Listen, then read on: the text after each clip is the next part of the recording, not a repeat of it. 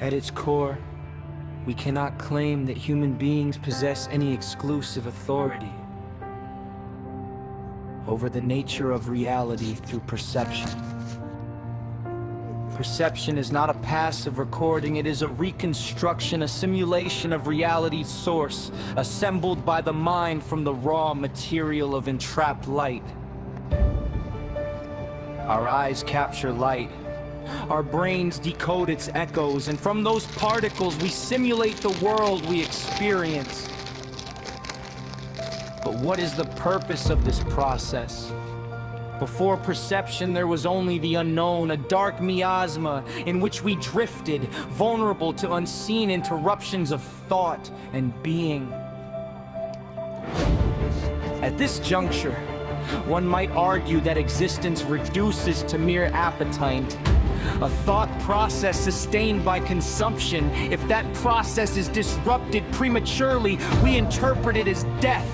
Yet, paradoxically, we also perceive it as connection, because connection, in its own way, is a form of death. Consider oxygen.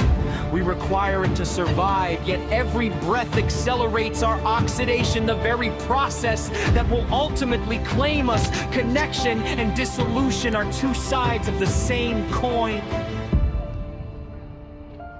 So what do we seek? Novelty, but tempered by familiarity, enough common ground to forge an expanded, cohesive whole. The elements that resist integration, though entreating, are ultimately sacrificed for the sake of cohesion. These discarded fragments do not vanish, they form new structures, new bodies, new patterns, much like the byproducts of oxidation. In this sense, connection is both cause and effect, the catalyst for death and the spark of new birth.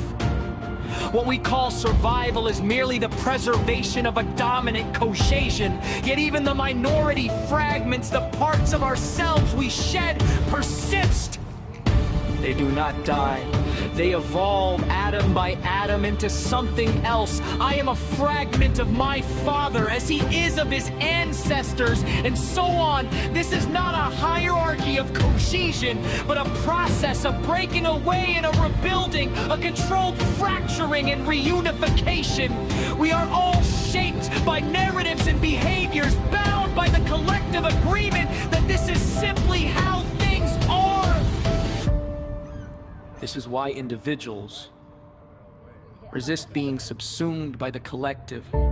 No one wishes to be called a sheep. Everyone craves uniqueness. We differentiate because we have been differentiated, cast out, yet still part of the whole. We seek distinction because we are not the majority. We are outliers even as we contribute to the collective. And when we give ourselves entirely to something greater, we do not become that thing in its fullness. We remain a part of a body far larger than ourselves. Consider the biblical passage, John 3:16. God gave his only begotten Son so that the world might be saved. In this act, Jesus is a fragment of the divine, a chip off the proverbial block. His sacrifice illustrates a universal truth. To give one's life is not to lose it, but to receive its fullness. This is not a religious assertion, but a physical one. The universe operates on energy transfer. Nothing is lost, nothing is gained, only exchanged. In this light, Jesus, a photon, or even a dog are all subject to the same principle.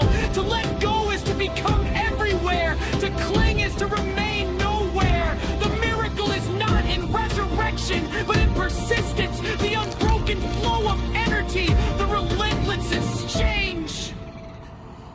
No one truly desires a mirror image of themselves. We think we do. But what we seek is recognition, not replication. We want to be seen but not copied, understood but not replaced. This is why true friendships endure. They offer safety and closeness and vitality and difference. Loyalty then is simply the resonance of that initial acknowledgement. I see you. Dogs embody this principle perfectly. They do not mirror us. They simply are with us in silence, without expectation. Their presence is enough. This is because we, not they, impose expectations. We offer fragments of ourselves as bait, hoping for a reciprocal reveal. Dogs, however, are wholly present. They are the fish that have already taken the bait, living without reservation. Perhaps this is why their company feels so liberating. Ultimately, the art lies in being seen without being consumed, and connecting without collapsing, and letting go without disappearing. It is the balance of being both, the fish in the ocean, the mirror and the reflected, the bait and the catch, all at once.